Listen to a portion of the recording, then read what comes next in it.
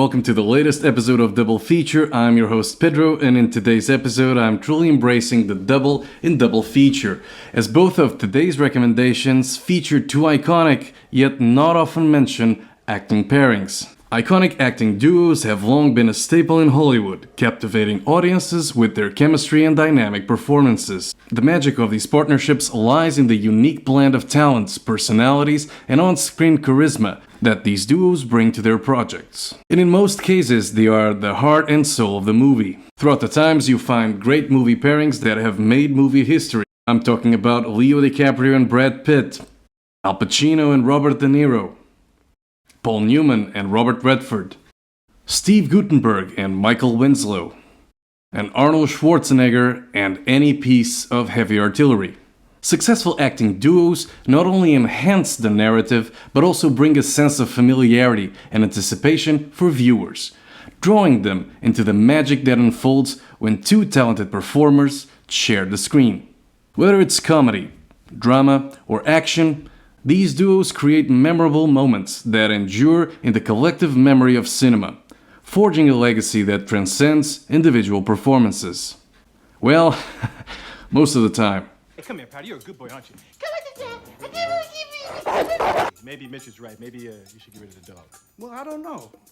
I like his instinct. But for every collaboration with the Rick Dalton-Cliff Booth kind of teamwork, there are plenty of other duos that work amazingly well, but didn't particularly enjoy the same kind of fame or durability as some of the pairs I mentioned before. There are also plenty of other unholy alliances that we're deeply trying to forget. So to honor these forgotten pairings, I'm reviewing two slightly obscure titles centered around clashes of personalities between characters and the volatility of relationships between two opposites. Two movies that find their lead characters operating in morally ambiguous situations. Two entries featuring an interesting mix of genres with great results. Two movies that, due to their risque nature, wouldn't be made today. So let's get to it.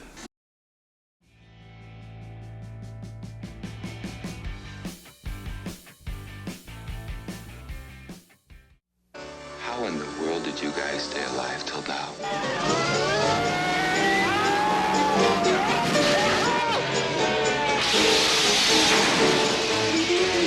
Set in the heart of San Francisco, Freebie and The Bean follows the antics of two maverick detectives, Freebie, played by James Caan, and The Bean, played by Alan Arkin, working in the San Francisco Police Department Intelligence Squad. The duo's dynamic is defined by Freebie's volatile, gratuity-seeking nature as he aims for a promotion to the Vice Squad, and The Bean's neurotic and fastidious demeanor, with ambitions of making lieutenant.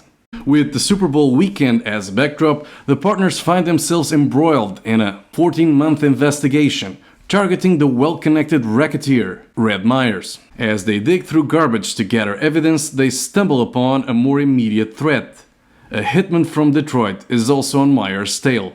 Their mission takes an unexpected turn when the district attorney orders them to keep Myers alive until the Monday after Super Bowl. In their pursuit, Freebie and The Bean locate and take down the primary hitman. However, their focus is divided as Bean becomes suspicious of his wife's infidelity. The investigation intensifies as they seek a key witness against Myers to corroborate the evidence. Foiling a second hit on Myers, the partners engage in a high-octane vehicle and foot pursuit through the city. Whilst not as innovative or game-changing to the buddy cop genre as other titles such as 48 Hours or Lethal Weapon, Freebie and The Bean works because of the same reason these two titles were hits: the chemistry between its leads. James Caan was the quintessential 70s charismatic tough guy, shining in titles such as The Godfather, Rollerball, and The Killer Elite. And he channels that exact same energy as Freebie, a crossover between Clint Eastwood's Dirty Harry and Mel Gibson's Riggs. The other half of the partnership sits with a comedy legend of the time, Alan Arkin.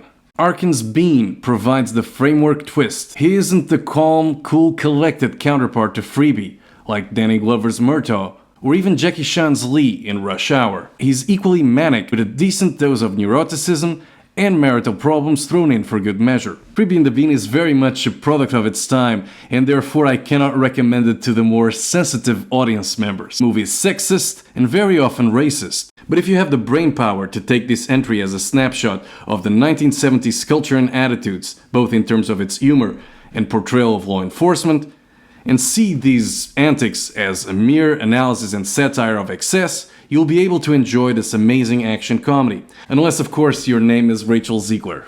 The movie also boasts well-executed and memorable action sequences, including car chases that are considered among the best in the genre. Freebie and the Bean also has two iconic vocal supporters, Quentin Tarantino, who hailed the movie as a masterpiece, and Stanley Kubrick, who reportedly elected the action movie as the best title of 1974.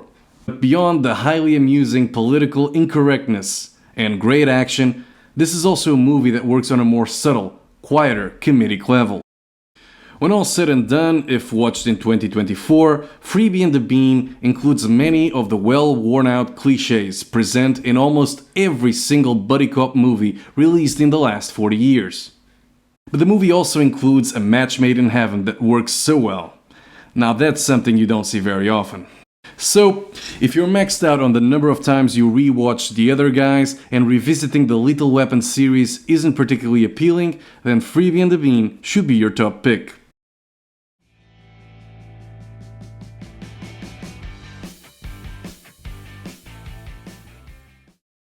Earl Keese, a reserved, hard-working homeowner, sits calmly waiting for his dinner. Little does he know, he's about to meet the neighbors. Enid! Someone's moving into the Warren place! Ramona. Oh. What can I do for you? And Vic.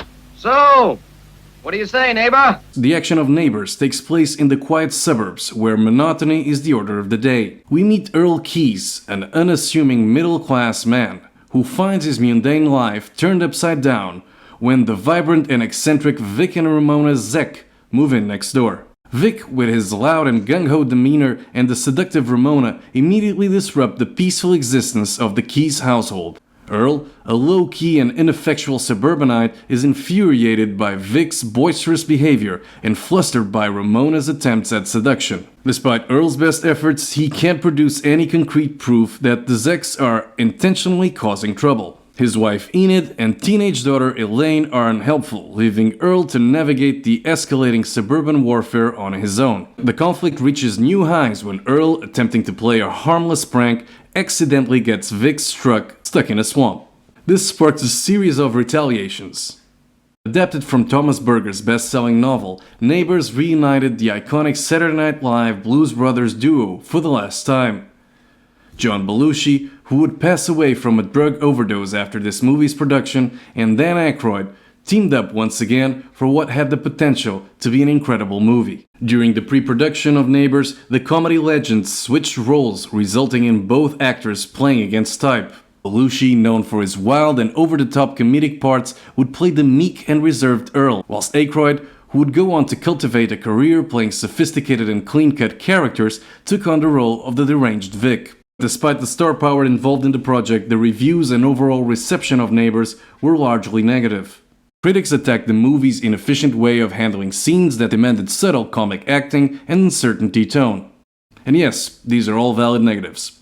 John G. Avildsen's direction torpedoed what could easily been a comedy classic. Avildsen may have been the right choice to bring the character of Rocky Balboa to life, but when it comes to a dark comedy satire, the movie would have been infinitely better had producers brought John Landis, the man responsible for An American Werewolf in London and Kentucky Fried Movie, to helm the project.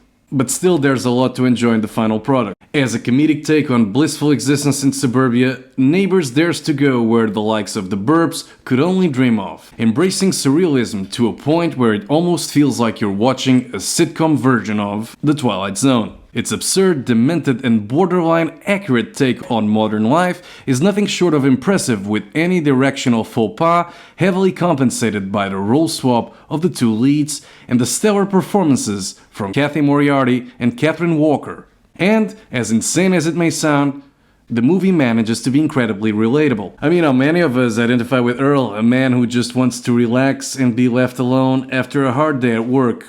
Neighbors is best appreciated once you read or learn a bit more about the troubled production, including Belushi's addiction and how it prevented an easy shooting, and the constant creative battles between the two leads and the studio. It's a miracle how this movie turned out to even exist, let alone be good. That said, this 1980 title isn't necessarily for everyone. Like Roger Ebert wrote in his review at the time, it grows on you. But if you enjoy comedies that delve into absurd situations with a touch of social commentary, if you appreciate cult satires that embrace their over-the-top nature, and if you want to discover a zany comedy featuring two of the greatest genre actors that ever lived, make sure you add Neighbors to your watch list. Once again, I'm Peter from Vinyl and Celluloid, thanks for watching. If you are interested in reading and hearing about my thoughts on 300 other movies, please go to my Letterboxd page, follow, subscribe, do the whole thing. Until next time, keep the reels rolling.